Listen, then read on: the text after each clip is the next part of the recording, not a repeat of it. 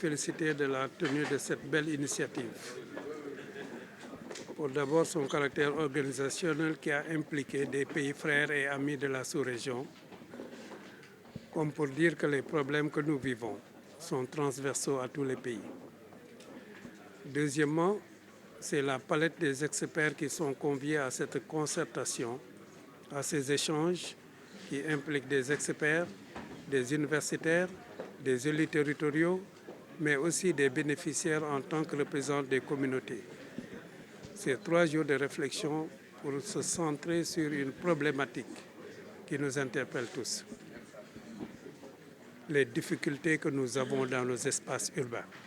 Oui, l'acte 3 de la décentralisation, c'est un approfondissement de notre politique de décentralisation qui a commencé particulièrement au XIXe siècle.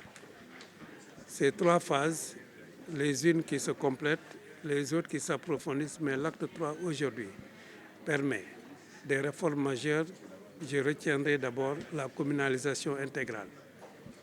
Deuxièmement, c'est le cadre réglementaire qui trouve un terrain fertile et des espaces pour permettre que le PSE puisse être décliné.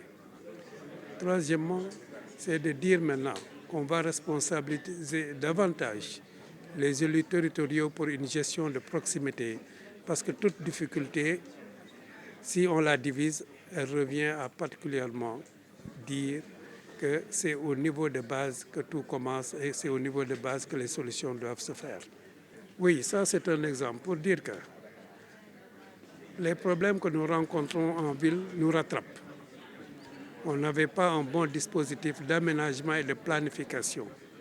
Et le premier constat que vous avez, c'est que chaque fois qu'on veut faire une infrastructure d'importance, il faut payer particulièrement des frais pour dédommager les gens qui se sont installés sur des espaces où on ne trouvait pas de planification. On ne peut pas aujourd'hui réaliser beaucoup de choses parce qu'il n'y a plus d'espace. Les routes ne peuvent pas passer. Les eaux encombrent les maisons. Pourquoi? Parce qu'on n'a pas aménagé. Diamniadio est un exemple qui permet de dire qu'avant d'habiter, il faut planifier. Et je crois que c'est tout le rôle et l'intérêt de la direction de l'aménagement du territoire. Mais à cette étape de notre vie, c'est plus faire preuve de dialogue de gestion, de concertation, de clarification des valeurs pour pouvoir réussir aujourd'hui à avoir des territoires viables et compétitifs. Voilà, c'est un peu ça l'intérêt de la réflexion d'aujourd'hui. Parce que les villes existent toujours, mais ces villes sont confrontées à des problèmes. Quelles solutions? Et c'est pourquoi on disait que nous serons très attentifs, particulièrement aux recommandations des experts qui sont là pour 3 jours.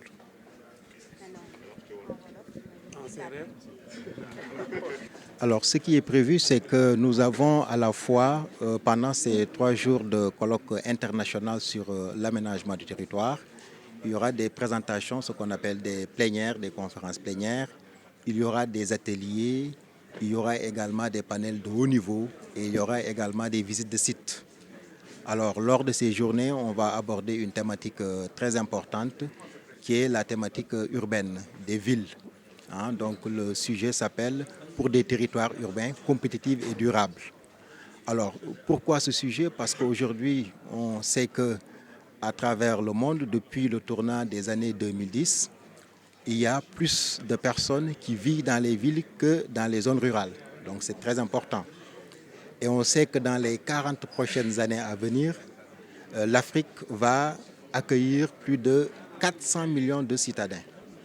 Nous savons également que parmi les 30 villes au monde qui ont une croissance la plus rapide, les 20 sont africaines. Donc c'est important. Donc vous voyez bien qu'il y a un dynamisme très important dans les villes africaines. Pour ce qui est du Sénégal, à l'horizon 2035, nos études montrent qu'il y aura autant de citadins que de personnes qui habitent dans les zones rurales. Alors fort de cet important enjeu, il est aujourd'hui constaté malheureusement que dans la plupart des villes africaines, il y a un déficit quand même d'infrastructures. Il y a une difficulté d'accès à certains services urbains, comme par exemple l'eau, l'assainissement, l'électricité, la voirie, la santé, entre autres, le transport, le logement. Mais aussi, ne regardons pas les choses que sous cet angle-là. Loin de ce paysage qui n'est pas toujours très beau, nous savons que les villes africaines ont aussi d'énormes potentialités. Il y a beaucoup de jeunes, il y a un dynamisme démographique. Et on a constaté que les villes africaines aussi ont une forte capacité inventive.